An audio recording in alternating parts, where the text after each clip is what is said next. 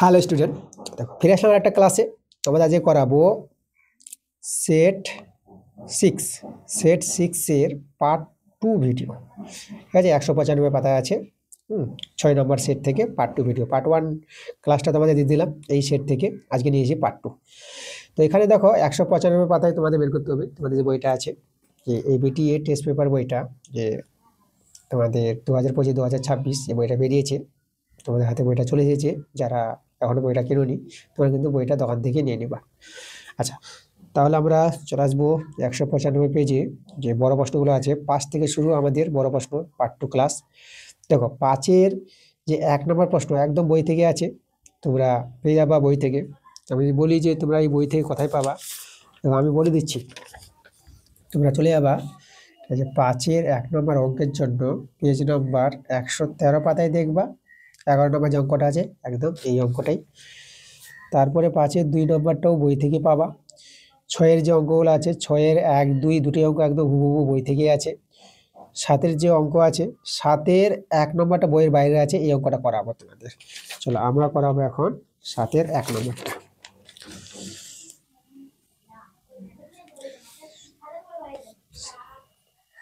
সাতের 1 নম্বরটা দেখো, আমাদের দুটো ভেদ দেওয়া আছে।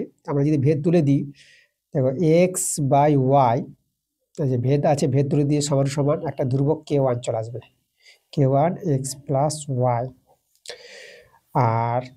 আর একটা ভেদ আছে যেটা y/x, ভেদ তুলে দেব, তাহলে k2 x - y। পাশে উল্লেখ করে দেবা যে k1 k2 হলো অশূন্য ভেদ ধ্রুবক। এটা কিন্তু কথা সবসময় বলবা পরীক্ষায়।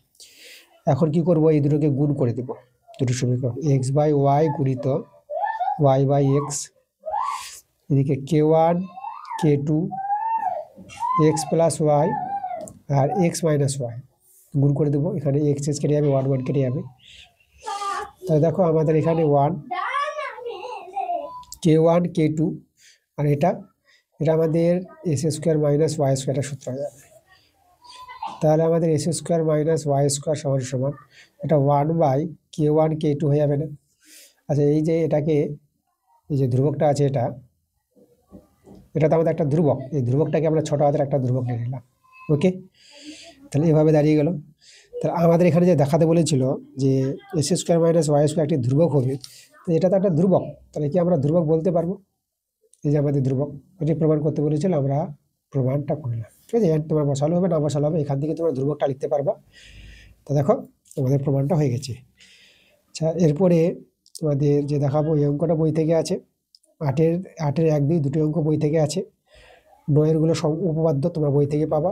আমরা করাবো 10-এর অঙ্কগুলো। 10-এর অঙ্কগুলো বাদ দিব না, তোমাদের বলেছি আমি 10-এর অঙ্কগুলো যদি বই থেকে থাকে তবুও আমি করাবো তোমাদের। তো 10-এর 1 নম্বর প্রশ্নে আমরা চলে আসবো। আচ্ছা, 10-এর 1 নম্বর অঙ্কটা বইয়ের অঙ্ক আছে, কিন্তু আমি তোমাদের এটা করাবো এবং বুঝিয়ে দেবো বই থেকে। পেজ নাম্বার 168 পাতায় আসবা। দেখো 168 পেজে তোমাদের যে প্রয়োগ, এই যে প্রয়োগ 8 নম্বর প্রয়োগটা আছে, একদম হুবহু একই অঙ্ক। চলো অঙ্কটা আমি এখান থেকে তোমাদের বুঝিয়ে দিই, একদম এখানে করা আছে।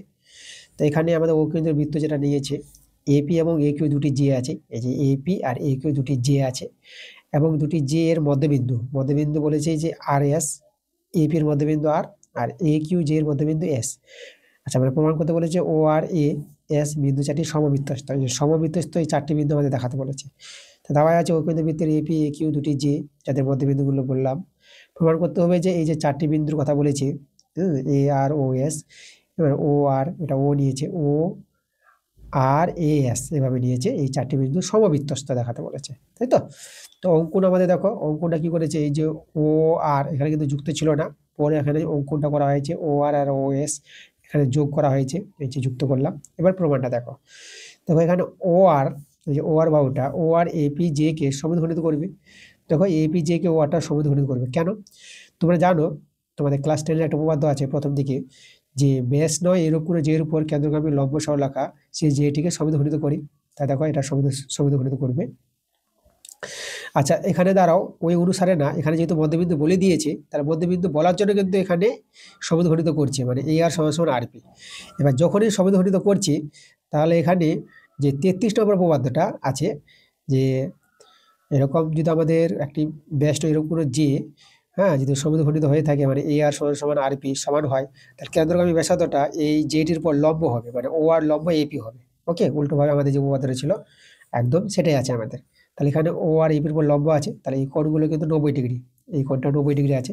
এই যে এ আর ও এই কোণটা 90 ডিগ্রি পেয়ে গেলাম। একইভাবে এই মানে এই যে এর উপর যে ওএসটা লম্ব আমরা দেখাতে পারবো, ঠিক আছে। তাহলে ওএস লম্ব দেখানোর জন্য আমরা এই কোণটা 90 ডিগ্রি পাবো। এখন দেখো এই কোণটা 90 ডিগ্রি, এখন এই দুটো কোণের যোগফল দেখো কত, 90 ডিগ্রি 90 ডিগ্রি 180 ডিগ্রি। তাহলে এই দুটো কোণের যোগফল যখন 180 ডিগ্রি হয়ে গেছে, তখন আমরা বলে দেবো। তা আমরা জানি যে যেহেতু এ আর ও এস চতুর্ভুজের এক জোড়া বিপরীত কোণ পরস্পর সম্পূরক কোণ, দেখো এক জোড়া বিপরীত কোণ পরস্পর সম্পূরক, এদের যোগফল 180 ডিগ্রি পেলাম। তাহলে এভাবে সম্পূরক হওয়ার জন্য কোনো চতুর্ভুজের এক জোড়া বিপরীত কোণ যদি পরস্পর সম্পূরক হয়ে যায়, তাহলে এই যে চারটি বিন্দু, এই চারটি বিন্দুকে আমরা বলবো সমবৃত্তস্থ। ঠিক আছে, এই চারটি বিন্দুকে বলবো আমরা কি, সমবৃত্তস্থ। দেখো এইভাবে প্রমাণটা কিন্তু দেখিয়ে দিয়েছে, একদম ভালোভাবে প্রমাণটা দেখিয়ে দিয়েছে, তোমাদের আমি বলে দিলাম বই থেকে। চলো আমরা এখানে এবার দেখাবো 10-এর 2 নম্বরটা, এটা বইয়ের বাইরের আছে। চলো আমরা এখানে তোমাদের করে একদম বুঝাবো খাতায়। তো আমরা এখানে প্রশ্নটা পড়বো কি বলছে, 10-এর 2 নম্বর প্রশ্নটা, পেজ নিয়ে নিই। এখানে দেখো এবিসিডি একটি বৃত্তস্থ চতুর্ভুজ আছে, যে বর্ধিত এবি ও ডিসি বাহুকে পরস্পরকে পি বিন্দুতে ছেদ করলে প্রমাণ করতে হবে পি এ ইন্টু পিবি সমান সমান পিসি ইন্টু পিডি। এটা একটা ভালো প্রমাণ আছে। দেখো তাহলে আমরা এটাকে যে দেখাবো 10-এর 2 নম্বরটা কিভাবে দেখাবো, দেখো প্রমাণটা। এটা আমরা প্রথমে একটি বৃত্ত তৈরি করি, বৃত্তস্থ চতুর্ভুজ বলেছে, আমরা বৃত্ত তৈরি করলাম এবং বর্ধিত দুটি এই যে এবি আছে, আর বৃত্তস্থ চতুর্ভুজ যদি আমরা তৈরি করি, তাহলে এভাবে আমরা বৃত্তস্থ চতুর্ভুজ দেখিয়ে দিচ্ছি তোমাদের।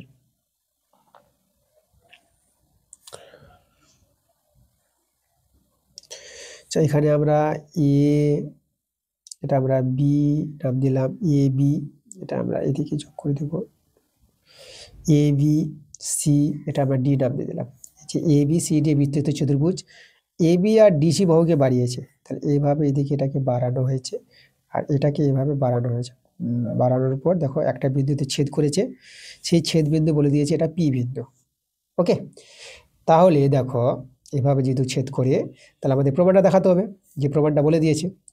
আচ্ছা দেখো এবার আমাদের প্রমাণটা দেখানোর জন্য তোমাদের আগে দেখাবো যে আমাদের এই যে কোণটা, এই কোণ সঙ্গে এই কোণটা সমান হবে, তাই না? এটা কেন সমান হবে এখানে আমি বলে দিচ্ছি। কোনো বৃত্তস্থ চতুর্ভুজের যে একটি বহিস্থ কোণ অন্তস্থ বিপরীত কোণের সঙ্গে সমান পাওয়া যায়, একটা ধর্ম আছে, প্রয়োগ আছে। এটা যে কোনো বৃত্তস্থ চতুর্ভুজের কোনো একটি বৃত্তস্থ চতুর্ভুজের বহিস্থ কোণ, যে কোনো একটি বহিস্থ কোণ তার অন্তঃস্থ বিপরীত কোণের সঙ্গে এই কোণটার সঙ্গে এই কোণটা সমান হবে। মানে এখানে কোণ, এই কোণটা আমরা বলবো বিএডি, বিএডি সমান সমান হয়ে যাবে, এই কোণটা হয়ে যাবে কোণ পিসিবি, এটা সমান হবে। এটা মনে রাখবে তোমরা, ধর্মটা কাজে লাগবে।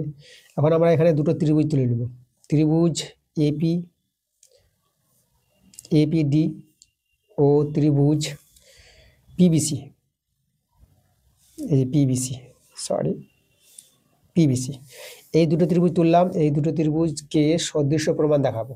সদৃশ্য প্রমাণ দেখানোর জন্য দুটো শর্ত সমান দেখাতে হবে, যেটা আমরা এই বড় ত্রিভুজে এই কোণটা হচ্ছে বিএডি, কোণ বিএডি সমান সমান কোণ এই কোণটা, ছোট ত্রিভুজে এই কোণটা মানে কোণ পিসিডি, এই যে পিসিডি এটা আমরা সমান বলতে পারবো।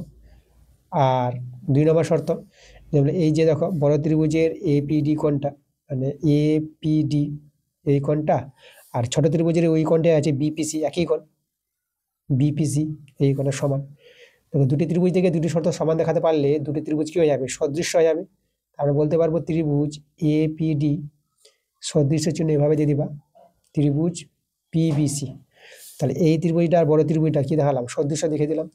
এবার সদৃশ্য ত্রিভুজের অনুরূপ বাহুগুলি অনুপাত সমান হয়, দেখো খেয়াল করে এখানে। তাহলে এখানে আমরা বলতে পারবো যে পি এ সমান সমান এই যে পি এ বাই পিসি করো, ঠিক আছে? এইভাবে কিন্তু নিতে হবে, যেহেতু এই কোণ সেই কোণ সমান হয়েছে না, অনুরূপ বাহু। তাহলে পি এর সঙ্গে পিসি নিলাম, পি এ বাই পিসি মনে রাখবা এটা। আর পিডি, এই যে পিডি বাই পিবি এইভাবে নাও, ঠিক আছে। এই যে অনুরূপ বাহুগুলোর অনুপাত সমান। তোমরা বলতে পারো যে কিভাবে হলো, এই দুটো ত্রিভুজকে যদি ঠিকঠাক করে কেটে যদি এক জায়গায় রাখা হয়, ঠিক আছে, তৈরি করা হয়, তাহলে কিন্তু তোমরা অনুরূপ বাহু পেয়ে যাবা, লক্ষ্য করবা, ঠিক আছে। সদৃশ ত্রিভুজের যে অনুরূপ বাহু নিয়েছি, তো অনুরূপ বাহুগুলির অনুপাত সমানুপাতিত থাকবে, এটা সমান করতে পারবো। এবার এখান থেকে আমরা বর্গগুণ করে নেব। তাহলে দেখো পি এ গুণিত পিবি আর এটা পিসি গুণিত পিডি। দেখো তো প্রমাণটা আমাদের যে করতে বলেছিল, পি এ গুণিত পিবি আর পিসি গুণিত পিডি, একদম প্রমাণটা চলে এসেছে আমাদের।